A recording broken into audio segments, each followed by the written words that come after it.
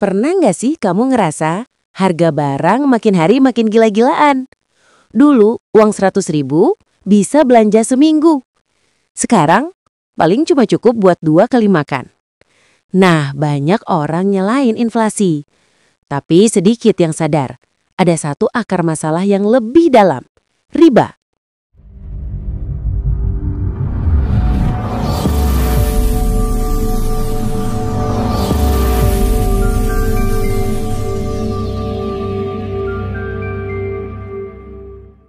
Riba.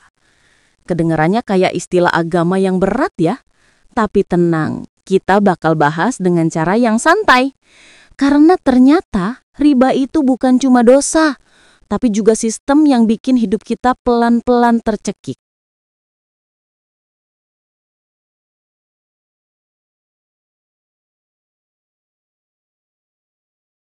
Oke, kita mulai dari dasarnya. Riba, dalam bahasa sederhana, artinya nambahin sesuatu yang gak semestinya. Misal, kamu minjemin uang 1 juta, tapi harus dibalikin 1.100.000. Nah, 100.000-nya itu riba. Di dunia modern, bentuknya nggak selalu sesimpel itu. Kadang disamarkan lewat istilah keren bunga bank, return, atau biaya administrasi tahunan. Tapi hakikatnya sama. Uang berkembang bukan karena kerja, tapi karena waktu. Dan disinilah mulai berantakan. Karena dalam sistem riba, uang jadi komoditas. Uang bisa melahirkan uang tanpa aktivitas nyata, tanpa produksi barang, tanpa nilai tambah.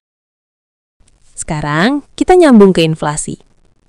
Inflasi itu sederhananya nilai uang turun. Barang-barang jadi mahal bukan karena barangnya langka, tapi karena uangnya kebanyakan beredar. Loh, kenapa bisa kebanyakan? Nah, karena sistem keuangan modern itu riba-based.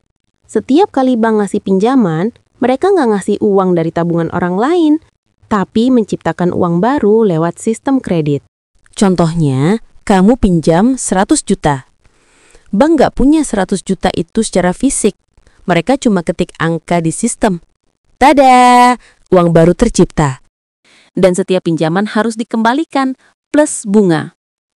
Artinya, jumlah uang yang harus dikembalikan selalu lebih banyak dari uang yang ada di sistem. Hasilnya, pemerintah terus cetak uang baru buat nutup utang lama. Dan makin banyak uang beredar, maka inflasi terus naik. Jadi, yang bikin harga barang naik bukan cuma pasar, tapi juga sistem yang dibangun di atas riba itu sendiri. Sekarang lihat dampaknya. Harga menaik, daya beli turun, masyarakat makin susah dan bertambah utang, sistem makin bergantung pada bunga dan pinjaman. Ironis kan? Orang minjem uang karena nggak sanggup beli, tapi riba bikin harga barang malah makin nggak terjangkau. Dan lucunya lagi, sistem ini seolah normal. Padahal ini lingkaran setan yang memiskinkan banyak orang tanpa mereka sadari. Bayangin, kalau semua transaksi berbasis keadilan, tanpa bunga, tanpa tekanan, nilai uang akan lebih stabil. Ekonomi tumbuh dari kerja nyata, bukan dari angka di layar bank. Menariknya, Islam udah ngasih peringatan soal ini dari 14 abad yang lalu. Allah melarang riba bukan cuma karena dosa besar, tapi karena efek sosial dan ekonominya yang merusak. Riba bikin segelintir orang kaya makin kaya, dan mayoritas masyarakat terjebak dalam sistem yang mereka nggak bisa lawan. Kalau kamu perhatiin, ekonomi syariah bukan sekadar nggak ada bunga, tapi filosofi di baliknya itu yang keren, berbasis keadilan, keseimbangan, dan nilai nyata. Setiap keuntungan harus punya resiko dan kontribusi nyata terhadap produksi atau jasa. Nggak bisa cuma duduk santai, uang beranak pinak sendiri. Jadi, kalau kamu ngerasa hidup makin mahal, gaji naik tapi tetap ngos-ngosan, mungkin bukan karena kamu boros, tapi karena kita hidup di sistem yang memang dirancang bikin uang kehilangan nilainya perlahan. Riba dan inflasi itu kayak dua sisi koin yang sama, saling memperkuat, saling merusak.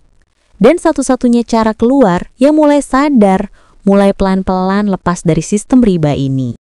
Kalau kamu pengen tahu lebih dalam tentang kenapa riba itu diharamkan, gimana cara Islam menawarkan solusi ekonomi yang adil, dan bagaimana kita bisa mulai mengubah cara berpikir tentang uang, jangan lupa like video ini, subscribe channel ini, dan nyalain loncengnya, biar nggak ketinggalan video berikutnya tentang hukum riba dalam Islam. Karena perubahan besar selalu dimulai dari kesadaran kecil. Sampai jumpa di video selanjutnya ya.